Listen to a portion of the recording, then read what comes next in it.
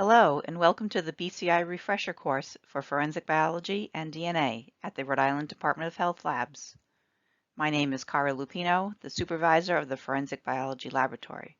This recording is from March of 2021. The Forensic Biology Lab currently receives cases of many different types. Routinely, we receive sexual assault cases, homicides and suspicious deaths, other assaults, assaults with deadly weapons, and domestic assaults. We also test criminal paternity and maternity cases, and a lot of B&Es, including other property crimes.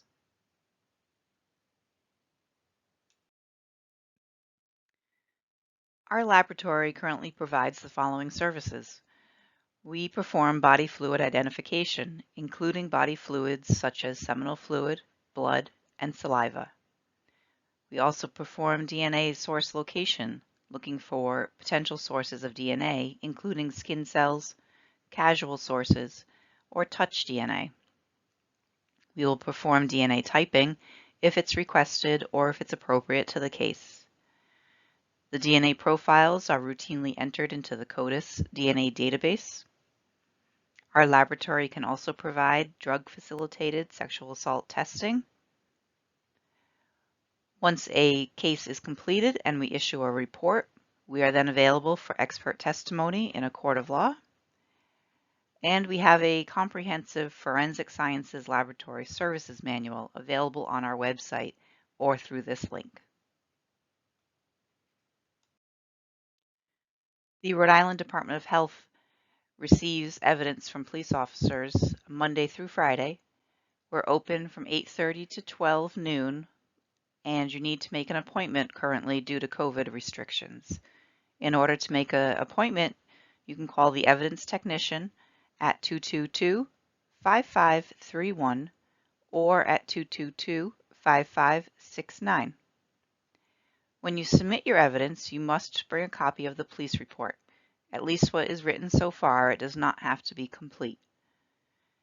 Also keep in mind the evidence submission policy that was implemented in 2012. This submission policy institutes certain restrictions on the number of items that we'll accept at one time. Once your evidence has been examined and the report has been finalized, the evidence will be packaged to be returned to the police station for storage.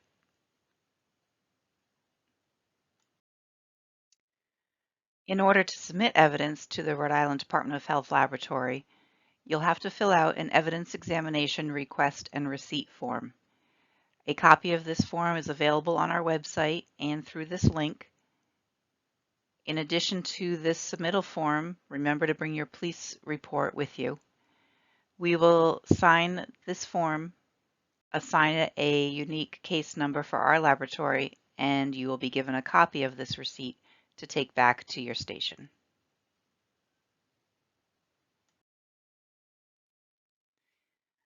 The biology evidence submission policy includes certain restrictions and limits the number of items that can be submitted. Currently, we allow 5 items in cases of homicides and sexual assaults to be submitted at one time. For property crimes, please limit your submissions to 2 items.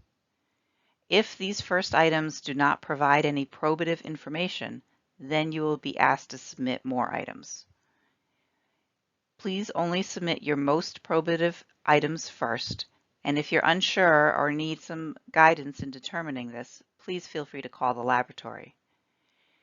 Reference samples do not count towards your total number of swabs or items, and we must have reference samples from victims, homeowners, suspects in weapon possession cases.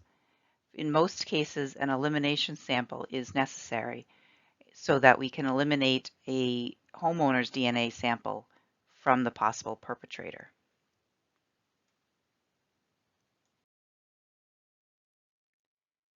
When determining what is the most probative items of your evidence, you need to remember that the evidence that is probative would help prove a fact or an issue in a case. A probative item would help link a potential suspect to the crime. We also just don't have the capability of testing everything from a crime scene. However, as a general rule of thumb, when you're in doubt, collect it, but hold it at the station. You do not need to submit everything that you've collected to the laboratory.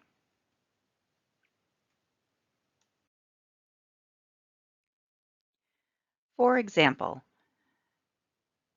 a probative item could include the suspect's clothes that have blood on them after a stabbing.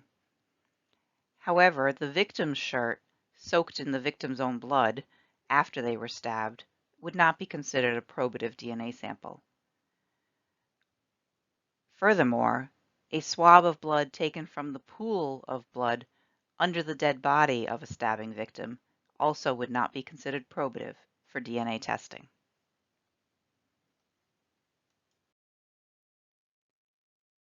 Another example includes a pile of cigarette butts that are found outside a convenience store that was robbed. This pile of cigarette butts is not considered a probative DNA sample. However, one fresh cigarette butt outside a broken window at a convenience store that was robbed, which includes eyewitnesses stating that they saw someone outside the store smoking immediately before the robbery, would make that one cigarette butt a very good probative DNA sample.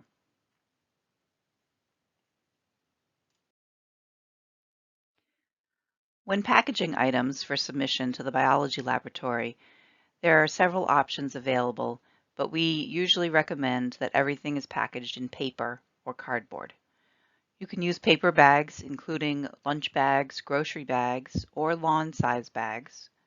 Craft paper or butcher paper can be used to wrap around an item. You can use envelopes. Just remember not to lick the adhesive on the envelope, because then you'll be leaving your DNA behind on that envelope. Boxes can be used. Just remember that everything should be air dried as much as possible. Seal the items with evidence tape, and remember to initial that evidence tape. And make sure that you label your evidence with your name and your case number.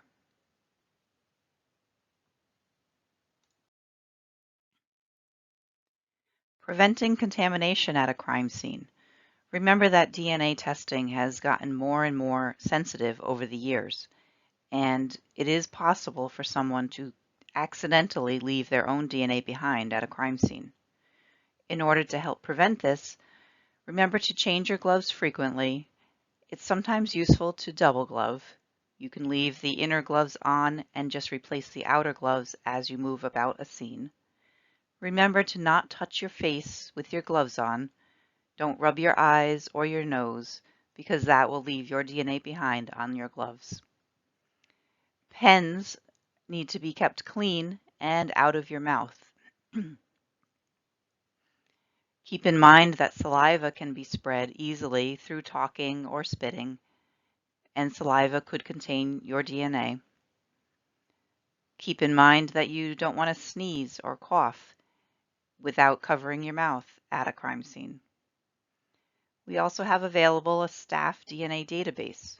All forensic scientists in the lab are included in this database, and any police officers who respond or process crime scenes can voluntarily give us a DNA sample for inclusion in this database.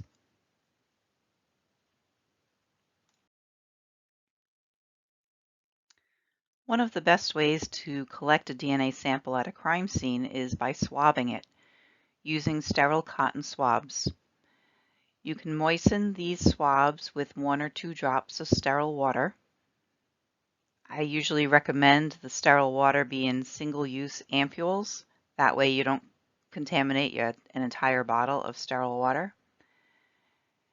You apply the swabs to the stain area and rub thoroughly, trying to pick up as much of the stained area as possible. Use a new swab for every stain and let these swabs air dry. Note the location of where you got the stain on the outer packaging of the evidence.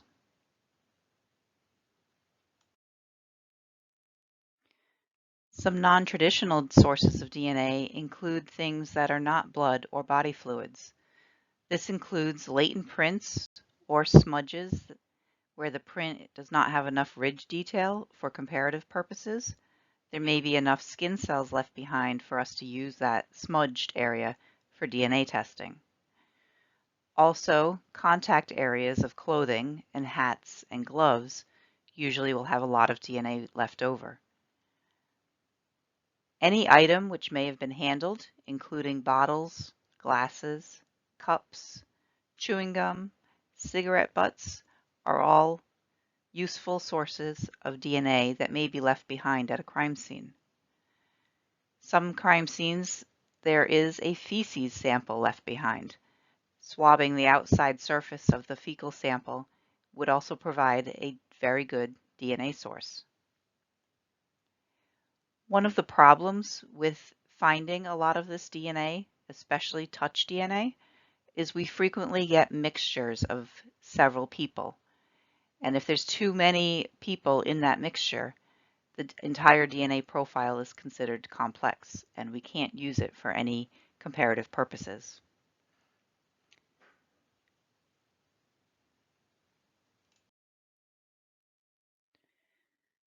Frequently, firearms are submitted for DNA testing, or swabs from firearms are submitted for testing.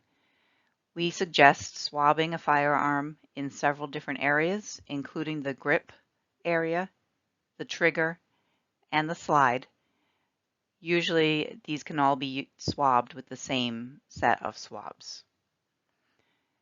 We have a fairly low success rate in producing a useful DNA profile from a firearm, so we don't routinely recommend this. However, if necessary, we will test them. We do ask that you submit a reference sample in these cases, especially if the firearm was seized from a suspect or from a suspect's home or car. Firearms that are seized from a person like this are not eligible for entry into CODIS.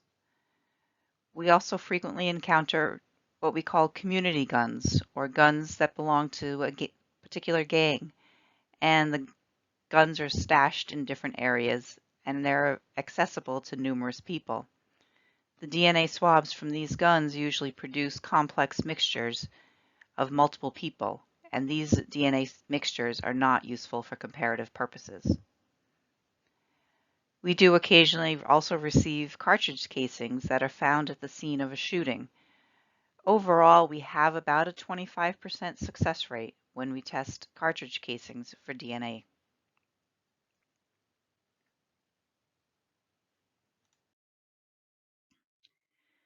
If you do have cartridge casings that you would like tested for DNA, please remember to swab those casings first, prior to sending down to the URI crime lab for ballistics.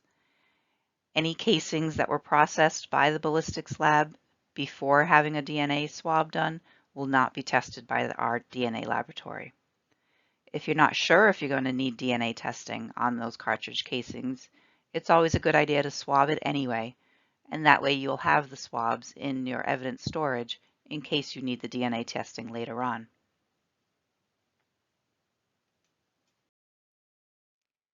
Another item that we're frequently asked to test for DNA are the drug baggies that are seized during a drug bust. Our laboratory has decided to not test any drug baggies for DNA.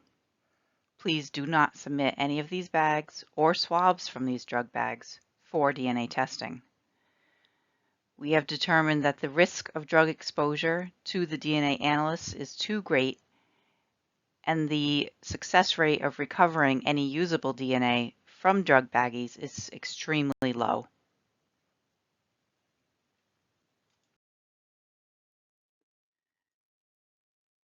When you're considering using latent prints as a potential DNA source, remember to attempt the prints processing first.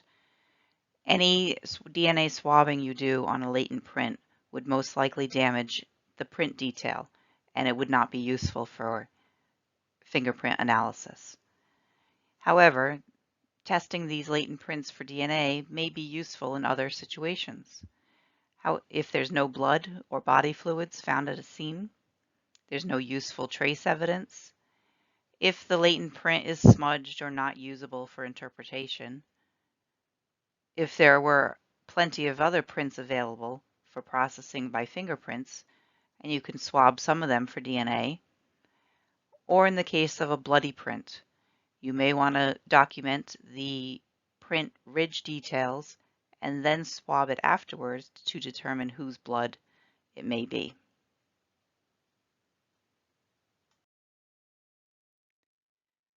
The success rate of DNA from a latent print varies depending on a number of factors.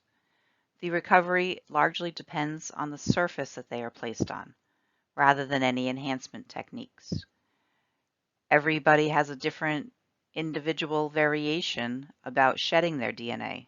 Some people are considered good shedders and some are considered bad shedders, similar to some people who shed a lot of hair versus others who don't. Also, you want to keep in mind the brushes that you use when processing for fingerprints. I recommend using a disposable one whenever possible. If you don't have disposable, then try and get ones that can be cleaned easily. It's well documented that DNA can be picked up on these brushes and then transmitted to either other items or other crime scenes. If you're going to cyanoacrylate an item for latent prints, this is fine for DNA testing. The DNA is actually preserved by that fuming. However, when you're ready to swab the item later on, you must use acetone on that cotton swab instead of water. The acetone will allow you to get through the thin layer of cyanoacrylate and get to the DNA that's underneath that.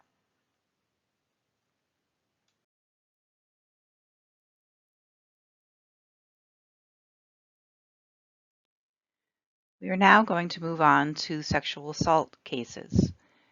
The rape kit examinations done in Rhode Island. The Rhode Island Department of Health Laboratory receives all rape kits collected throughout the state. We provide the kits to emergency departments throughout the state, so every hospital in Rhode Island should be equipped to collect the evidence from a victim of sexual assault. We also participate in training for the medical personnel, including physicians and nurse examiners. The kits are usually delivered directly to the Rhode Island Department of Health Laboratory using the hospital courier.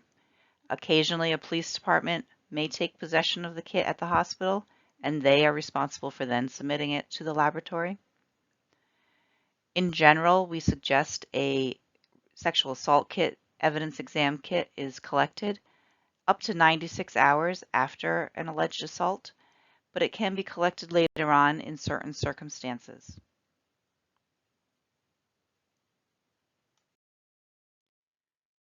This is an example of the Rhode Island Sexual Assault Evidence Collection Kit. It is a series of standardized envelopes and swabs to be used in the collection of evidence from a victim of sexual assault. There are also numerous pages dealing with consent for the examination, the details of the assault, and any medical documentation that the nurse examiner or the physician would like to document. Everything in the kit is sterile and in paper envelopes or paper bags.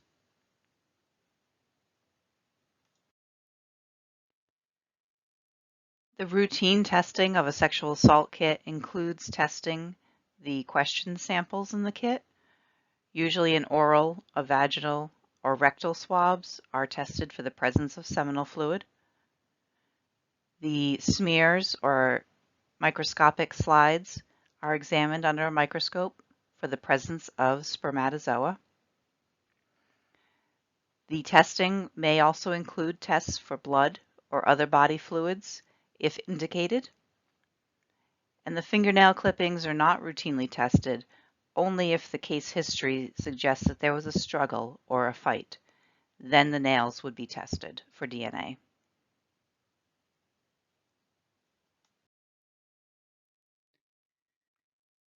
In order to avoid any missed connections between law enforcement and the laboratory, it is essential to notify the lab when a rape is reported to law enforcement. The laboratory does not know if a criminal complaint was made. We collect all of the kits from across the state, and about 150 per year are not reported to the police. Therefore, they are not tested.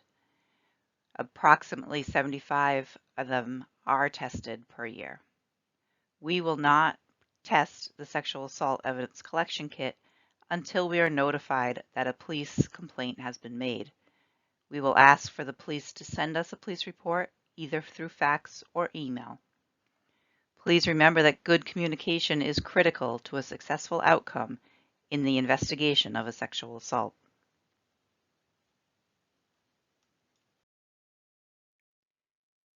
Once we have completed the testing of a sexual assault evidence collection kit, a report will be prepared and sent to the investigating police department. We do not send these reports to anybody else. We do not send them to the hospital, nor do we send them to the sexual assault survivor.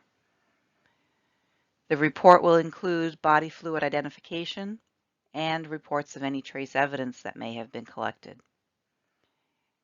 The DNA testing is not always done, especially if an issue regarding the kit involves consent and the perpetrator is known.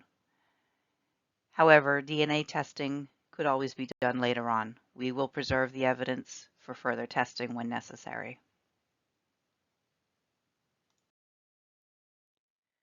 Drug-facilitated sexual assaults are thought to occur in approximately every 1 in 7 rape victims. Usually it is most often combined with alcohol. Many of these drugs are not detected due to their fast elimination from the body, and the fact that victims of a drug-facilitated sexual assault often wait before going to the hospital, or they're incapacitated to the point where they don't even realize that something may have happened. The testing needs to screen for a wide range of drugs and alcohol. If a DFSA is suspected, we have a separate toxicology consent testing form that must be filled out, and then we will send the blood and the urine to our toxicology lab for further testing. When you are processing a crime scene, especially a crime scene of a sexual assault, you may want to use an alternative light source. This ALS can be used to help identify biological stains and fibers. Usually the wavelength is 450 nanometers, and you should be wearing orange goggles. Many body fluids do fluoresce, including seminal fluid, saliva, and urine. But keep in mind that not all useful evidence will fluoresce. You do want to search with white light as well for hairs and fibers that won't fluoresce under an ALS.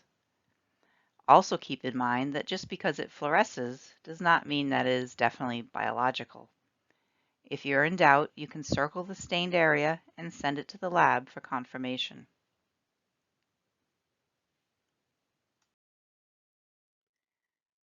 When you are processing a crime scene for the presence of blood, there you have several options to determine if a stain is actually blood. In the laboratory, we use otolidine. Many detectives will use leukocrystal violet, Castlemeyer, or Hemastix.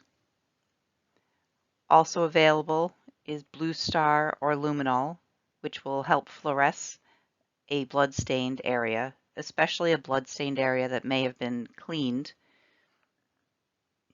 Both Blue Star and luminol will help illuminate a blood stain that has been wiped away. And then in the lab, we use Hematrace, which helps confirm for human blood.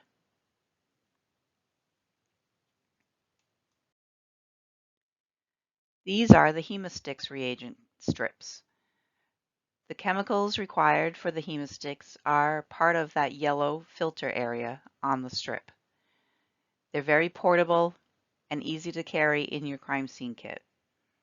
In order to use them, you take out a sterile cotton swab, moisten it slightly with your sterile water, swab the stain that you believe is blood, and then you can touch that swab to the yellow portion of the Hemastix strip. If it changes to that dark blue-green color, that's indicative of a positive test for the presence of blood.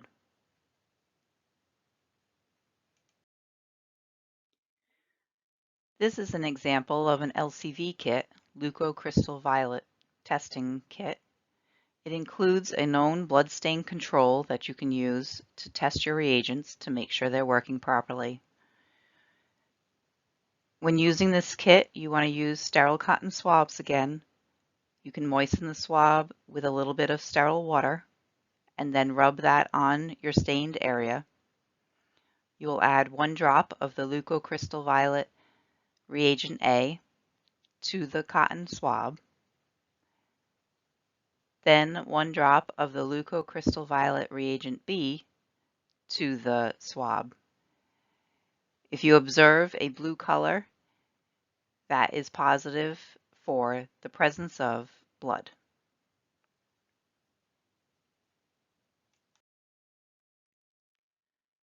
When doing DNA testing, there are many times where we will request a known DNA source. Known sources include elimination samples, which are samples of a known person taken from someone who had lawful access to the crime scene. This would include a homeowner of a B&E property, the boyfriend, husband, or consensual partner in a sexual assault case. In a stolen vehicle case, we may ask for an elimination sample from the owner or routine operator of a vehicle. These elimination DNA samples are comparable to elimination fingerprints that you may already collect at the scene of a crime. And occasionally we will ask for an elimination sample from a crime scene worker or a police officer who processed the crime scene.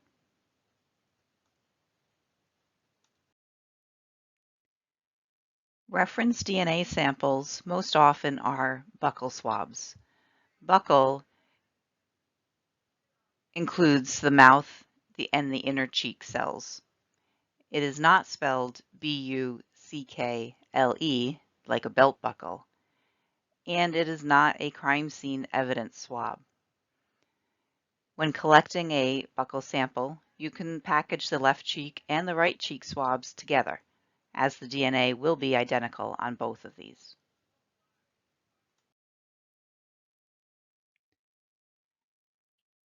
The collection of a buccal swab is fairly easy and straightforward. It is also non-invasive and does not require a visit to medical personnel.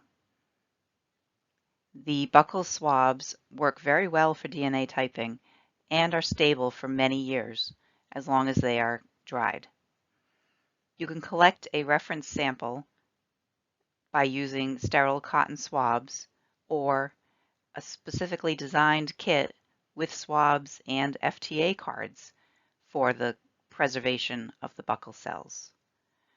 2 examples would include the GE Easy Collect and the GE FTA buccal swab.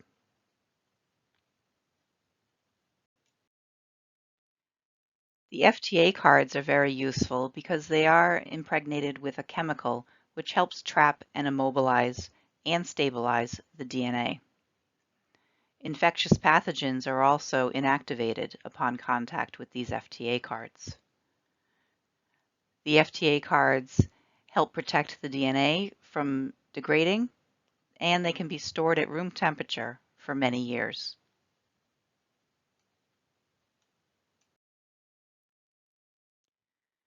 CODIS is the Combined DNA Index System, and it is a combination of state and national DNA databases. In Rhode Island, all people convicted of a felony since the year 2004 are required by law to provide a DNA sample for inclusion in this database.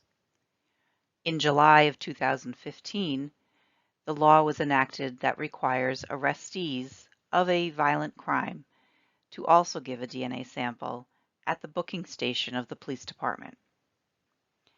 Any felons who are on probation and still need to give a DNA sample must report to the probation office within 30 days for their DNA collection.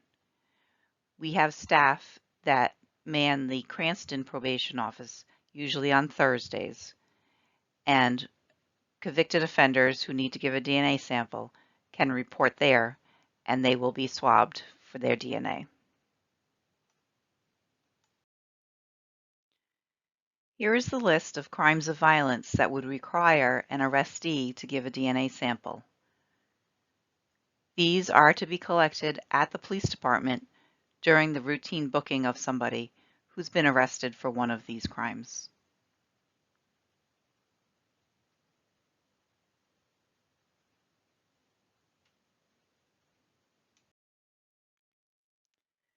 So in addition to the convicted offenders and the arrestee samples that are in the CODIS database, the laboratory also uploads CODIS forensic unknowns to the database. These are the crime scene samples that you have been collecting. In order to put them in the database, the FBI has numerous rules which govern what can be entered and what cannot be entered into the database. The number one requirement is that we need documentation that a crime was committed. This is why we ask for the police report. And in the police report, the narrative must document where the evidence was found and how it was associated to the crime. The evidence that we're uploading must have come from some kind of biological material that was left at the crime scene. The DNA profile must be attributable to a suspected perpetrator, and it cannot be something that was in the suspect's possession that would be expected to have that suspect's DNA on it, irrespective of the crime. For example, this would include the suspect's clothing that you seized at arrest, or items that are found in the suspect's home or car, again, not linked to the actual crime. This would include guns that were found in the possession of the suspect. However, the gun was not actually used to commit the crime for which the evidence was collected. The CODIS database is routinely searched against these forensic unknowns and the convicted felons and arrestees that are in the database. Once a forensic unknown goes into the database, it stays there, and it will be searched again every week against any new entries that may have gone in. If you do get a match, the database unit may call the detective on file to make sure that the case is still open and that it would help in the investigation. We then will send the fingerprints for confirmation to confirm the name of the subject, and we will retest the DNA on their original sample. We will then issue a database report showing that there was a match and any available information on that convicted offender, including their name, their date of birth, and a Rhode Island state ID number. Usually, this database report can be used in order to obtain a search warrant for a reference Buccal sample from the person on the report. The next step in a CODIS match would be that the casework unit would request a new DNA reference sample be submitted by the police department for testing to confirm the DNA match. The casework unit will then issue another report which will include the match information and the statistics showing how common or how rare this DNA profile actually is.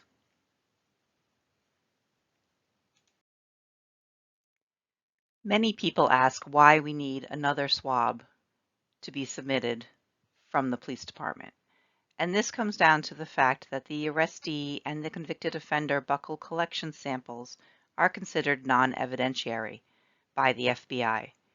They are only to be used for investigative purposes, which includes searching in the database. And there is no chain of custody required for these samples. In fact, they are collected at the prison or at the probation office by our lab staff. Comparing that to a suspect reference sample, which is submitted using the normal chain of custody protocols and is related to a specific case. These are normally collected directly by the police department and submitted with normal chain of custody. These two samples are not considered interchangeable. We will still request a suspect reference sample for inclusion statements and statistics.